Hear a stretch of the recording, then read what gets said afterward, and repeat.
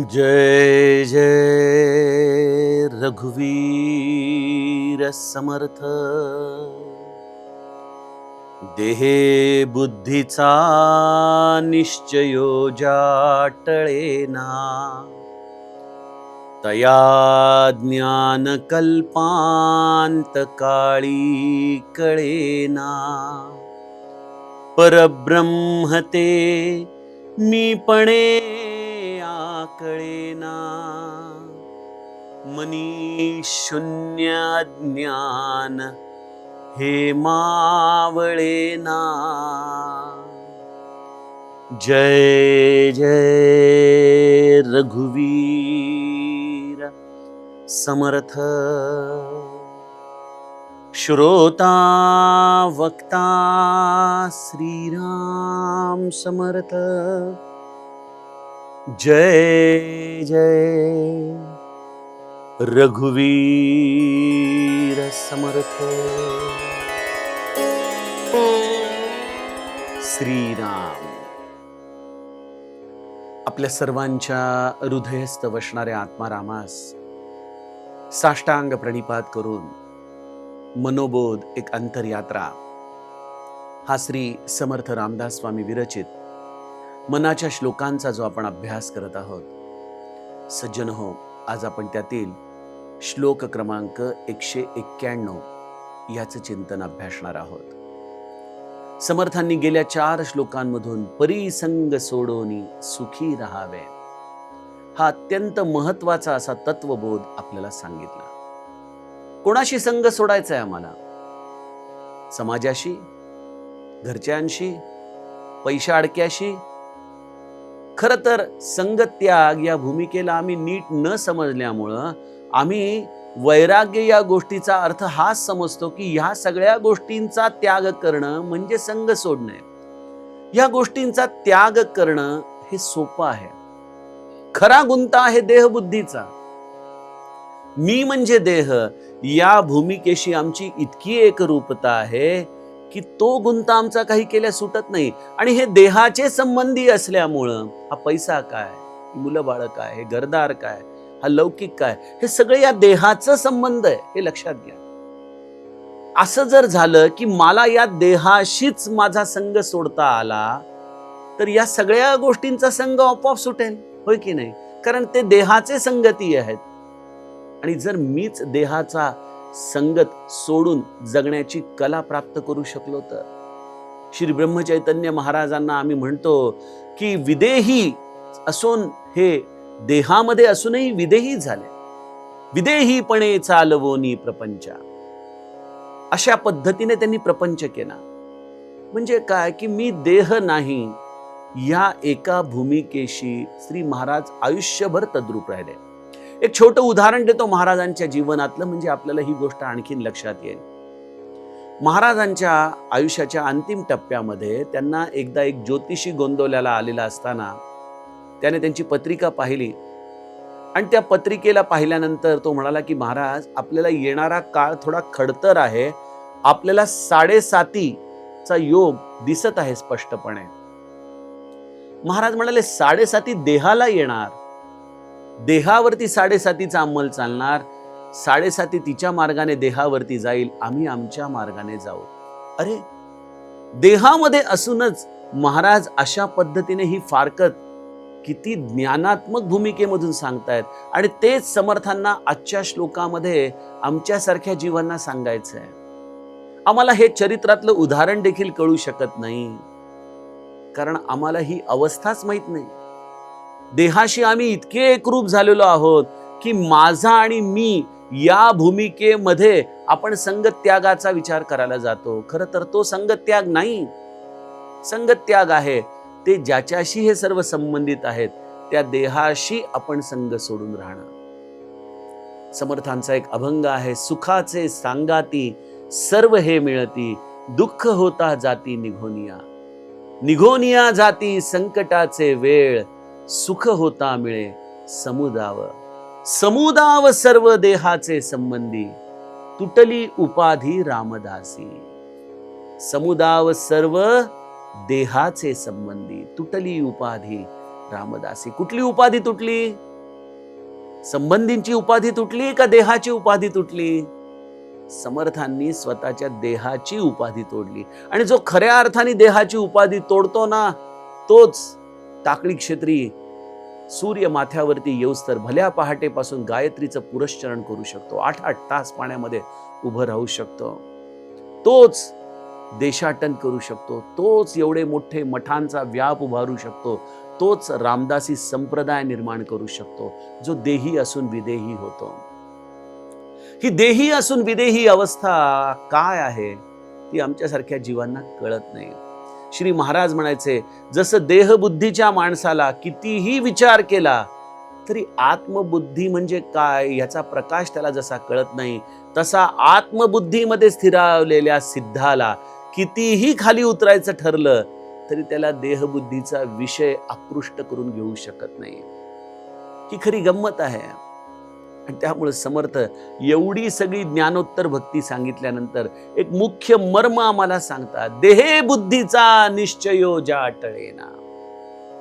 ज्याने मी म्हणजे देह या भूमिकेला अगदी खरं मानलंय, जो त्याच्याशी तद्रूप झालाय, त्याचा निश्चय काही केल्या टळत नाहीये, तया ज्ञान कल्पांत काळी कळेना. बघा, संत हे कधी निराश होत नाहीत, पण जो केवळ देहबुद्धीच्या भूमिकेमधूनच या सगळ्या अभ्यासाकडे पाहेल, तया ज्ञान कल्पांत काळी कळेना. त्याला हे ज्ञान आज नाही, उद्या नाही, अरे या विश्वाचा कल्पांत झाला, कितीही त्यांनी जन्म घेतले तरी त्याला हे ज्ञान कळू शकत नाही. तया ज्ञान कल्पांत काळी कळेना, परब्रह्म ते मीपणे आकळेना. हे परब्रह्म, हे आत्मज्ञान, हे काही केल्या आपला मीपणा ठेवून आम्हाला कळू शकत नाही. टाकायचा आहे मीपणा. आणि म्हणून मनी शून्य अज्ञान हे मावळेना. या मनामध्ये जास्तीत जास्त आम्ही या परब्रह्माची संकल्पना विचार करत करत शून्य तत्वापर्यंत पोहोचतो. हे शून्य तत्व काय आहे याचा देखील विचार मी सांगतो आपल्याला. या सगळ्या खूप तात्विक भूमिका आहेत आणि एवढ्या कमी वेळामध्ये हे सगळं मांडता येऊ शकत नाही. पण दृश्य आणि अदृश्य हे जणू काही त्या वाळूच्या घड्याळासारखं असतं. हे वाळूच्या घड्याळामध्ये जसं ती वाळू वरतून एका छोट्याशा छिद्रातून खाली येते, तसं या दृश्य जगाला आपण अतिशय सूक्ष्म करत करत करत करत त्या छिद्रापर्यंत जाऊ शकतो, ज्याचं नाव आहे शून्य. हे शून्य तत्व आहे, जिथं पंचमहाभौतिक सृष्टीचा आम्हाला थोडासा विसर पडतो, पण या शून्य तत्वाला आम्ही काही केल्या पार करून जाऊ शकत नाही. याचं कारण आहे, हा मीपणा संपत नाही, हा जाणणारा संपत नाही. त्याला असं वाटतं की मीच त्या आत्मज्ञानामध्ये जाऊन त्या आत्मज्ञानाला वेगळेपणाने जाणे. नाही, इथं संपवायचा आहे तो मीपणा, इथं संपवायचा आहे तो अहंकार. आणि तो अहंकार न संपल्यामुळं मनी शून्य अज्ञान हे मावळेना. इथं मनामध्ये हे शून्य अज्ञान काही केल्या त्याचं संपत नाही. ही शोकांतिका समर्थ आमच्यासारख्या देहबुद्धीच्या लोकांची सांगतायत. मला हा श्लोक सांगत असताना त्याचं चिंतन मनामध्ये एक खूप जुना विनोद आठवला. एकदा एक गावातला अडाणी मनुष्य चष्म्याच्या दुकानामध्ये जातो आणि म्हणतो, मला वाचता येत नाही, मला चष्मा द्या. दुकानदार म्हणतो, काही काळजी करू नका, माझ्याकडे एक से एक चांगले चष्मे आहेत. तो दुकानामध्ये त्याला बसवतो. पहिल्यांदा छोटा नंबर घालतो, म्हणे येते का वाचता? नाही म्हणे, वाचता येत नाही. मग परत थोडासा जाड भिंगाचा घालतो, म्हणे आता नाही. असं करत करत दुकानामधली सगळ्यात जाड का सगळ्यात मोठा नंबर त्याला घालतो आणि म्हणतो, आता तरी वाचता येते का? नाही हो म्हणे, मी तुम्हाला मगापासून हेच सांगतोय, मला वाचताच येत नाही. मला कोणीतरी सांगितलं की चष्मा घातला की वाचता येतं, म्हणून मी तुमच्या दुकानात आलो. सज्जनो, हे जसं विनोदाचं गणित आहे की चष्मा घातला तरी वाचता तरी यायला पाहिजे, तर चष्म्याचा उपयोग आहे, त्याप्रमाणे आमच्या देहबुद्धीधारी मंडळींचं आहे. बघा, आम्ही सगळं ज्ञान, सगळं तत्वज्ञान, सगळे ग्रंथ, सगळं काही वाचतो, सगळं काही ऐकतो, पण हा आपला मीपणा ठेवून आम्ही हे सगळं ऐकतो. याने काय होतं? आम्ही पंडित होतो. महाराज म्हणायचे, संतांबरोबर राहण्याचे काही फायदे असतात सामान्य जीवांना. एक फायदा आहे, ते म्हणजे तो परमार्थ अगदी पोपट पंचीसारखे, पोपटासारखे बोलू लागतात. मोठे मोठे अवघड अवघड शब्द, तत्वज्ञान, ग्रंथांचे संदर्भ ते सहजपणे देतात. आपण प्रभावित होतो, अरे वा, काय ज्ञान आहे हो यांच्याकडं. पण हे ज्ञान आहे का? हा देहबुद्धीचा प्रांतामध्ये असलेला जीव आहे आणि देहबुद्धीच्या प्रांतामध्ये असलेल्या जीवाचं ज्ञान हे एक प्रकारे पोकळ तत्वज्ञान आहे, शब्दांचे बुडबुडे आहेत. ते देहधारी मंडळींनाच प्रभावित करतात बऱ्याचदा. जे त्या भूमिकेमधून ज्ञानाचा अभ्यास करतायत त्यांनाच त्याचा प्रभाव जाणवतो. खर तर हा सगळा परमार्थाचा प्रांत हा अनुर्वाच्यतेचा प्रांत आहे. इथं शब्दच कुंठित होतात. आपण आता काही दिवसातच बघणार आहोत तो श्लोक. मना शब्द उन्मनी शब्द कुंठित झाले, मना उन्मनी शब्द कुंठित झाले. हे शब्द गोठून जातात, बोलण्याची इच्छा जणू काही ती उर्मी संपून जाते. हा एक प्रकारचा या अध्यात्मामधला अनुभव आहे. याचा अर्थ असाही नाही की जो मौन धारण करतोय तो आत्मज्ञान प्राप्त केलेला आहे. नाही सज्जनो, हा सगळा प्रांत बाहेरून देहबुद्धीच्या माणसाला कळूच शकत नाही. कारण देहबुद्धीचा आमचा निश्चय जोपर्यंत जात नाही, मी देह आहे हा निश्चय आम्ही जोपर्यंत सोडत नाही, तोपर्यंत या ज्ञानाच्या वल्गना हे केवळ शाब्दिक बुडबुडे आहेत. बघा, मग काय करायचं? देहे बुद्धीचा निश्चयो ज्या टळेना, तया ज्ञान कल्पांत काळी कळेना. अरे नाही कळणार ज्ञान, मग काय होईल? पुनरपि जन्म पुनरपि मरणम पुनरपि जननी जठरे शयनम. ज्ञानाशिवाय आमचं हे येणं जाणं चुकणार नाही. बघा किती कष्टदायक हा जीवनाचा प्रवास आहे, किती त्रासदायक या सगळ्या गोष्टींना आम्ही आमच्या आयुष्यामध्ये अनुभवतोय. जगण्यासाठी केवढी धडपड चालली आहे. सध्या आपण बघतोच आहोत ना, त्या मिडल ईस्ट मध्ये, त्या गल्फ कंट्रीज मध्ये किती भयानक असं युद्ध चाललंय. श्री महाराजांच्या चरित्रामधला अंतिम टप्पा माझ्या डोळ्यासमोर येतो. महाराज म्हणायचे की आत्ताशी तर कलियुग सुरू झालंय, या पुढे कलियुगामध्ये भयंकर युद्ध होतील, मोठी मोठी अण्वस्त्र, मोठे मोठे शस्त्र वापरले जातील, प्रचंड मोठा नरसंहार होईल, लोक एकमेकांवरती दया माया दाखवणार नाहीत. आणि काय निर्दयीपणा आहे हो. डिसॅलिनेशन प्लांट्स, जे समुद्रामधून पाणी शुद्ध करून लोक पितात, त्या प्लांट्सवर एकमेकांच्या हल्ले करणं सुरू झालंय. पाण्याशिवाय तडफडणं वाळवंटामध्ये. कुठलीही अवस्था आहे मनुष्याची. पण या सगळ्या अशा भयानक परिस्थितीमध्ये आम्हाला जर ज्ञान नाही झालं तर पुन्हा पुन्हा जन्माला यावं लागेल. आणि माहित नाही प्रत्येक वेळेला हा मनुष्य जन्म मिळेल का, ही भारत भूमी मिळेल का, ही संतांची कूस मिळेल का, याची कुठलीही खात्री नाही. बघा, कारण की तुमचे कर्म तुम्हालाच ठाऊक आहेत आणि ईश्वराला ठाऊक आहेत. त्या कर्माच्या गतीने जो तुम्हाला जन्म मिळेल तो मिळेल. मग कदाचित अशा कुठल्या आखाती देशामध्ये देखील तुम्ही जन्माला येऊ शकाल, जिथं हा भयानक नरसंहार चाललाय, जिथं हे प्रारब्ध अत्यंत खडतर आहे. सज्जनो, एकच मार्ग आहे या सगळ्या त्रितापातून सुटण्याचा, आणि तो आहे ज्ञान. पण हे ज्ञान जोपर्यंत देहे बुद्धीचा निश्चयो ज्या टळेना या अवस्थेपर्यंत जात नाही, तोपर्यंत आत्मज्ञान होणार नाही. ग्रंथ वाचून आत्मज्ञान होणार नाही, केवळ प्रवचन ऐकून आत्मज्ञान होणार नाही. मग आत्मज्ञान होणार कशाने?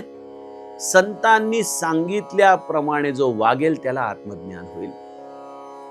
संत सांगतात त्याप्रमाणे. संत म्हणतात की सगळ्यात पहिले देहबुद्धी जाळण्यासाठी अत्यंतिक गरजेचं आहे ते म्हणजे साधन. जोपर्यंत तुम्ही साधननिष्ठ नाही, जोपर्यंत तुम्ही साधनेची पराकाष्ठा करत नाही, जोपर्यंत भगवंताचं नाम हेच तुम्हाला सर्वस्व वाटत नाही, तोपर्यंत सज्जनो ज्ञानात्मक भूमिकेमध्ये तुमचा प्रवेश होऊ शकत नाही. त्यामुळे पहिली गोष्ट आहे, भरपूर ऐका ठीक आहे, पण ऐकलेल्या गोष्टीचं मनन करा, चिंतन करा. आणि जेव्हा मनन चिंतन होईल तेव्हा स्वाभाविकपणे ते तुमच्या आचरणात उतरेल. अन्यथा अनेक लोक पारमार्थिक म्हणून यांचं प्रवचन ऐक, त्यांचं ऐक, या बुवाचं ऐक, त्या बुवाचं ऐक, हा ग्रंथ वाच, त्याच्यावर PhD कर, सगळं करतील, पण त्या ग्रंथांमध्ये सांगितलेलं साधन मात्र करायला कोणी तयार होत नाही. आमच्या जगद्गुरूंनी एका शब्दात सांगितलं, ठाईच बैसोनी करा एक चित्त, आवडी अनंत आळवावा. माझे समर्थ देखील म्हणतात, विशेषे हरा मानसी राम पीसे. त्या महादेवाने ज्या पद्धतीने त्या रामाला वेड लागल्याप्रमाणे त्याचं नाम घेतलं, तसं नामाचं वेड लागलं पाहिजे. बघा, ते पाणी जे असतं ना, त्याची वाफ होण्यासाठी त्याला उकळवावं लागतं, तेव्हा त्या पाण्याची वाफ तयार होते. ही देहबुद्धी देखील जर जाळायची असेल तर उगीच 4-5 माळा घेतल्या आणि संसार केला नीतीने म्हणून तुम्हाला ज्ञान होईल, या अशा भ्रामक संकल्पनेमध्ये राहू नका. बघा, समर्थांचं चरित्र काय, श्री महाराजांचे चरित्र काय, किंवा तुम्ही कुठल्याही संताचं चरित्र बघा, यांना आत्मज्ञानासाठी जणू काही त्या साधनेचं वेड लागलेलं आहे. ते स्वामी रामदास नावाचे काननगडला अशाच संत होऊन गेले. 100 वर्षापेक्षा थोडासा कमी काळ ते असे संत सर्व्हिसला होते एका चांगल्या ठिकाणी. पण एका टप्प्यावरती त्यांना वैराग्य आला आणि नामासाठी जगावं असं वाटू लागलं. एका छोट्या खोलीमध्ये, अगदी 7x7 किंवा अशी छोटीशी खोली होती, त्यामध्ये ते स्वतःला कोंडून घेऊन साधना करू लागले.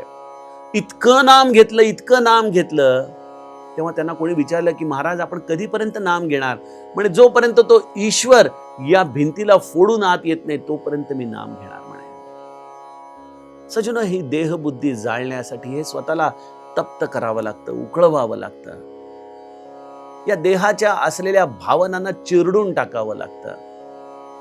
आम्हाला जोपर्यंत तो ईश्वर हवा आहे, ही व्याकुळता निर्माण होत नाही, तोपर्यंत हा देहबुद्धीचा प्रांत काही केल्यास संपत नाही. देहबुद्धीचा प्रांत संपत नाही तोपर्यंत ज्ञानाचा कवडसा आमच्या अंतरंगामध्ये येऊ शकत नाही. आम्ही कितीही सपक साधना केली तर आत्मज्ञानाच्या क्षेत्रामध्ये आम्ही उड्डाण करू शकत नाही. बघा, ते यान असतं ना, जे एखाद्या परग्रहांवरती जातं, त्या यानाला सगळ्यात जास्त एनर्जी कुठे लागते माहितीये? सगळ्यात जास्त पृथ्वीच्या गुरुत्वाकर्षणामधून बाहेर पडायला त्याला सगळ्यात जास्त ऊर्जा लागते. प्रचंड शक्तीनिशी ते झेपावतं आणि जिथं गुरुत्वाकर्षणाची ती ऊर्जा त्याला बाहेर भेदायची वेळ येते, त्यावेळेला तो सगळी ऊर्जा लावून त्यातून बाहेर पडतो. देहबुद्धी देखील गुरुत्वाकर्षणासारखी आहे. या आमच्या अंतरंगामध्ये, या चिदाकाशामध्ये त्या ईश्वरीय तत्वाकडे झेपावलेल्या जीवाला सगळ्यात जास्त ऊर्जा लागते या देहबुद्धीच्या आकर्षणामधून बाहेर स्वतःला पाडण्यासाठी. तिथं त्याला सगळ्यात जास्त सामर्थ्य लावावं लागतं. देहबुद्धी म्हणजे काय? आपल्या स्वतःच्या या सगळ्या इंद्रियांवरती संपूर्ण नियंत्रण मिळवणं म्हणजे देहबुद्धीमधून बाहेर पडणं. अर्थात हे सिद्धाचं लक्षण आहे.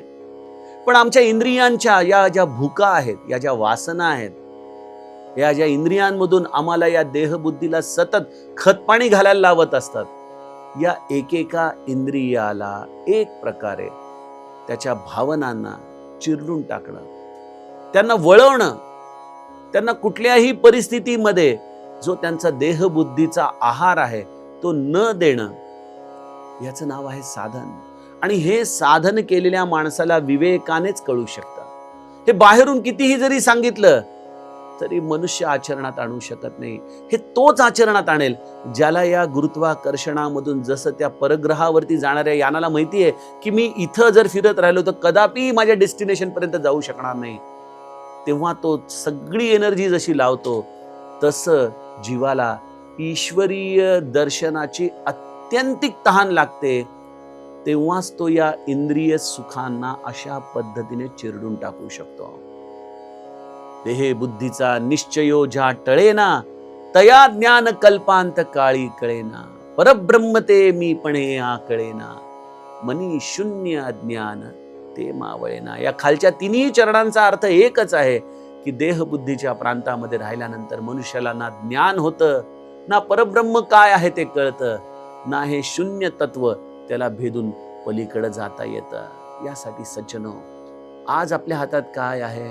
साधन करणं आहे, निष्ठेने साधन करणं आहे. हळूहळू त्याचा डोस वाढवणं आपल्या हातात आहे. त्याची तीव्रता, त्याची उत्कटता, भगवंताला प्रार्थना, अशा पद्धतीने जर आपण साधननिष्ठ राहिलो तर हे साधनच आम्हाला या देहबुद्धीच्या निश्चयातून सोडवतं. यावरती आपण विश्वास ठेवा आणि त्या मार्गाचं अनुगमन करा, हे संतांचं सांगणं. आता उद्याच्या सत्रामध्ये आपण पुढील श्लोकाचं चिंतन बघूया. जानकी जीवन स्मरण. जय जय राम.